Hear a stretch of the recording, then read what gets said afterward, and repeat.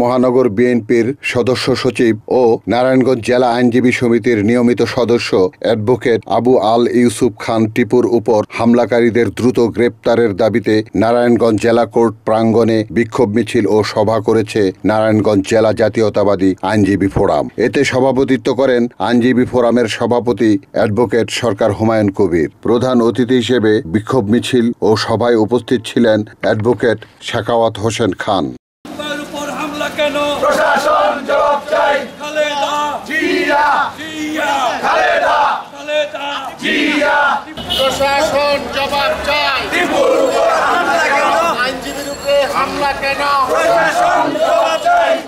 আমরা এই জঘন্য হত্যা চেষ্টার সাথে যারা জড়িত অবিলম্বে তাদেরকে গ্রেপ্তার দাবি করছি এবং তাদের দৃষ্টান্তমূলক শাস্তি দাবি করছি।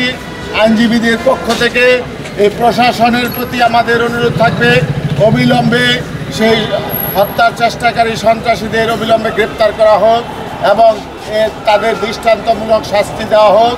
আমরা এই সভা থেকে এই প্রশাসনকে বলে দিতে চাই, যদি সেই আসামিদের প্রতি সন্ত্রাসীদের প্রতি কোনো শৈথল্য প্রদর্শন করা হয় তাহলে আইনজীবীরা সেটা মেনে নেবে না, সেটা রাজপথে নেমে সেটা বিচার করা হবে। আবু আল ইউসুফ খান টিপু মহানগর বিএনপির নেতা এবং আমাদের একজন আইনজীবী, তাকে নির্মমভাবে হত্যার উদ্দেশ্যে দুষ্কৃতিকারীরা বেদমভাবে প্রহার করেছে।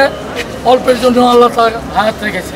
বন্ধুরা আমার, আমরা আইনজীবী, কোনো আইনজীবীর গায়ে হাত আমরা সহ্য করব না। এই মামলা হয়েছে, আসামি গ্রেপ্তার হলে কেউ এই আসামির পক্ষে যাবেন না।